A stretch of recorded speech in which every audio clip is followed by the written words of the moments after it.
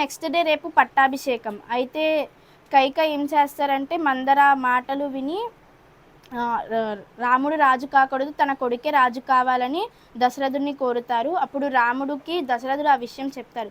చెప్పంగానే రాముడు ముందు ఆ సిచ్యువేషన్లో తను రాజు అవుతున్నాడు అని ఎంత సంతోషంగా అయితే ఉన్నాడో, ఆ మాట చెప్పాక కూడా అలాగే ఉంటాడు. ఆ తల్లి మాటను గౌరవించి రాజ్యాన్ని త్యాగం చేసి తమ్ముడు కోసం వెళ్ళిపోతారు. 14 ఏళ్ళు వనవాసం. ఒక్కసారి మనం ఆ సిచ్యువేషన్లో ఉండి ఒక పెద్ద రాజ్యం, ఆ రాజ్యానికి మనం రాజు అవుతున్నాము, ఎవరో చెప్పారని వదిలేసి మనం వెళ్ళిపోగలమా, త్యాగం చేయగలమా ఆ రాజ్యాన్ని? లేదు. కానీ తల్లి మాట కోసం అంత పెద్ద రాజ్యాన్నే వదిలేసుకొని ఆయన 14 ఏళ్ళు వనవాసానికి వెళ్ళిపోతారు. శాస్త్రి గారు మనకి 1965లో ఆయన పిఎంగా చేశారు. ఆ టైంలో ఫుడ్ స్కార్సిటీ వచ్చింది మనకి. అంటే ఆహార కొరత వచ్చినప్పుడు ఆయన ప్రజలందరికీ ఏం చెప్తారంటే, మీరు 3 పూట్ల తినే అన్నాన్ని 2 పూట్ల తినమని చెప్తారు. అలాగే ఆయన కూడా 3 పూట్ల తినేదాన్ని 2 పూట్లే తింటారు. ఆ ప్రజలకి చెప్పిందే ఆయన పాటిస్తారు. అక్కడ దేశాన్ని నడిపించడం కోసము ఆయన ఒక పూట ఆయన తిండిని కూడా వదిలేస్తారు. ఇందాక మనం స్వామి వివేకానంద గారి గురించి చెప్పుకున్నాం కదా, ఆయన ఏమన్నారంటే, renounce, sacrifice, give up, not for zero, not for nothing, but to get the higher.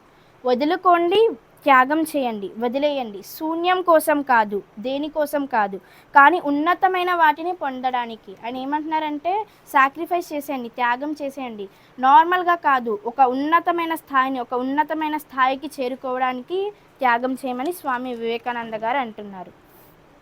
Umair అని ఒకళ్ళు ఉంటారు. అంటే ఒక అపార కోటీశ్వరుడు ఈయన, ఒక ఉన్నతమైన రాజుగారి కొడుకు ఈయన. అయితే ఈయన ఎంత ఉన్నతమైన కోటీశ్వరులు అంటే, ఈయన వాడే పర్ఫ్యూమ్స్ కాస్ట్లీ, ఈయన వేసే డ్రెస్సెస్ కాస్ట్లీ. ఈయన ఒక రోజు వేసిన డ్రెస్ మళ్ళీ నెక్స్ట్ రిపీట్ అవ్వదు. ఇప్పుడు ఆయన ఒక వీధిలో నుంచి నడుచుకుని వెళ్ళి కాసేపు అయిపోయిన తర్వాత కూడా అక్కడ ప్రజలందరూ ఆ పర్ఫ్యూమ్ స్మెల్ చూసి ఇటు నుంచి ఆయన నడుచుకుంటా వెళ్ళారు అని ఆ ప్రజలు గుర్తుపట్టేవారు. అంత కాస్ట్లీ పర్ఫ్యూమ్స్, అంత రిచ్ ఫ్యామిలీలో ఆయన పుట్టారు. ఆయనకి ఒకరోజు ప్రవక్త గారు ఇలా అని ధర్మం చెప్పిన తర్వాత, ఆయన ధర్మం తెలుసుకున్న తర్వాత దాన్ని స్వీకరించి ఆయన తల్లిదండ్రులకు ఆ విషయం తెలిసిద్ది. ఇలా నువ్వు చేస్తున్నావు, మా తాత ముత్తాతల నుంచి వచ్చిన దాన్ని నువ్వు ఆచరించడం లేదు, నువ్వు ఇలా ఇటువైపు వెళ్తున్నావు, మాకు నచ్చలేదు, నువ్వు గనక ఇది మానేయకపోతే మా ఆస్తిలో నుంచి నీకు చిల్లి గవ్వ కూడా ఇవ్వమని వాళ్ళ తల్లిదండ్రులు కరాఖండిగా చెప్పేస్తారు. ఆయన ఏం చేస్తారంటే, ఆయన రాజ్యాన్ని, అంత పెద్ద రాజ్యాన్ని ఇవన్నీ వదిలేసి ఆయన కూడా మదీనాకి వలస వెళ్ళిపోతారు. ఒకసారి మనం అంత రిచ్ ఫ్యామిలీలో పుట్టి కేవలం ధర్మం కోసం ఇవన్నీ ఇంత త్యాగం చేయగలమా మనం? కానీ ఆయన త్యాగం చేసి అన్నీ వదిలేసి మదీనాకి వెళ్ళిపోతారు. మదీనాకి వెళ్ళిపోయి అక్కడ ఎవరైతే ఈ ముహాజిర్లు, అన్సార్లు ఉన్నారో వాళ్ళకి ఇలా మనం ఎలా అయితే ట్రైనింగ్ నేర్చుకుంటున్నామో అక్కడ వాళ్ళకి ట్రైనింగ్ ఇచ్చేవాళ్ళు. చివరికి ఆయన చనిపోతారు. ఆయన చనిపోయినప్పుడు ఆయన పరిస్థితి ఎలా ఉంటుందంటే, ఆయన పై కప్పడానికి ఒక తెల్ల వస్త్రం కూడా, దుప్పటి కూడా ఉండదు.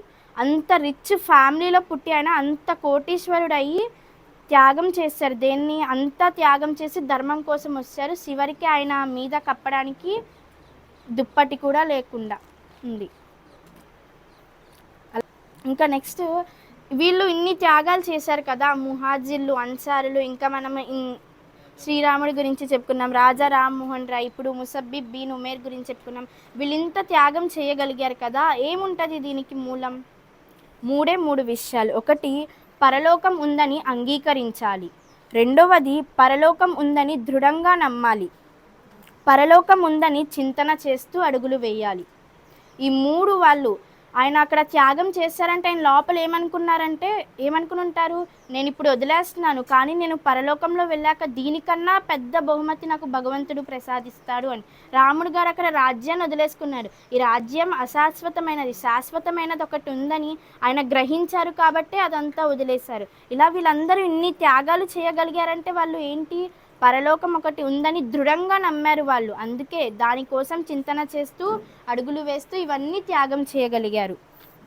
ఫర్ సపోజ్ ఎగ్జాంపుల్, ఒక పని ఉంది, మనకి మనీ కావాలి, ఆ పని చేస్తే ఆ పని అయ్యాక మనకి మనీ వస్తాయి. ఆ పని ఉంది అని అనుకుంటే మనం పని అయిపోయి మనీ రావు కదా.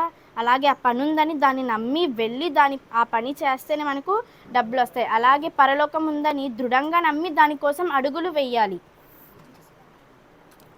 ఇంకా నెక్స్ట్ త్యాగం చేయక్కర్లేదు. చిన్న చిన్న వస్తువులు, తమ్ముడి కోసం ఒక చాక్లెట్ త్యాగం చేయడం, లేకపోతే మమ్మీ ఏదో పని చెప్పిందని మనం కొంచెం సమయం త్యాగం చేయడం. ఇంకా పిల్లలం, మనకేంటి చిన్నప్పుడు ఆడుకోవడానికి, ఎక్కువగా ఆడుకోవడానికి ఏది యూస్ చేస్తాం? సైకిల్. డాడీని సైకిల్ కొనమని అడిగాము. డాడీ ఇప్పుడు డబ్బులు లేదు, తర్వాత కొంటానంటే సరే సైకిల్ త్యాగం చేసేయాలి. దానికోసం త్యాగం చేసి ఇప్పుడు కాకపోతే తర్వాత కొంటాడు, ఇక్కడ కాకపోతే నాకు పరలోకంలో భగవంతుడు దీనికన్నా మంచిది ఇస్తారని ఇక్కడ ఈ జీవితంలో త్యాగం చేసేయాలి. ఇంకా భగవద్గీతలో ఏమంటారంటే, భగవద్గీత 18:53 శ్రీకృష్ణుడు అర్జునుడితో పలికెను, అహంకారమును, బలమును, గర్వమును, కోరికలను, కోపమును, స్వార్థమును విడిచి ఇది నాది అన్న భావన లేకుండా శాంత స్వభావను కలిగిన వాడే బ్రహ్మస్వరూపము పొందడానికి అర్హుడు. ఏమేమి వదిలేయాలి మనము? అహంకారం వదిలేయాలి, గర్వం వదిలేయాలి, బలమును వదిలేయాలి, కోరికలను, కోపాన్ని అన్నీ వదిలేసి ముఖ్యంగా ఇది నాది, ఈ వస్తువు నాది అన్న భావనని వదిలేయాలి. ఇప్పుడు ఇదంతా నాదే అనుకుంటున్నాను, నేను వెళ్తా, చనిపోయిన తర్వాత ఇదేమైనా తీసుకెళ్తానా నేను? లేదు కదా. ముందు ఇది నాది అన్న భావనని వదిలేస్తేనే మనము బ్రహ్మస్వరూపాన్ని పొందగలము. ఇంకొకటి ఖురాన్ 9:38 ఈ వాక్యాలు యుద్ధ సందర్భాల్లో వచ్చాయి. మీకు ఏమైనది మీతో అల్లాహ్ మార్గంలో బయలుదేరండని చెప్పినప్పుడు మీరు నేలకు అతుక్కుపోయారు. మీరు పరలోకానికి మారుగా ప్రాపంచిక జీవితాన్ని కోరుకుంటున్నారా అని ప్రశ్నిస్తున్నారు ఇక్కడ. మనం అందరం కూడా ఒకసారి ఆలోచించాలి, పరలోకం కాకుండా ఈ ప్రాపంచిక జీవితం వెంట మనం పడుతున్నామా, ఈ ప్రాపంచిక జీవితం కోసం మనం కోరుకుంటున్నామా అని అందరం ఒకసారి ఆలోచించాలి. నెక్స్ట్ 59:18 విశ్వసించిన ఓ ప్రజలారా, అల్లాహకు భయపడండి. ప్రతి వ్యక్తి తాను రేపటి కొరకు ఏమి సమకూర్చుకున్నాడో చూసుకోవాలి. మనం అందరం కూడా రేపు ఒక రోజంటూ వచ్చింది, అందరం ఈ లోకాన్ని విడిచి వెళ్ళిపోవాలి. వెళ్తా వెళ్తా మనతో పాటు ఏం తీసుకెళ్ళాం? సత్కర్మల్ని తీసుకెళ్ళామా, దుష్కర్మల్ని తీసుకెళ్ళామా, మనం ఏం పనులను చేస్తున్నామని మనకు మనం ఒకసారి ఆత్మ పరిశీలన చేసుకోవాలి.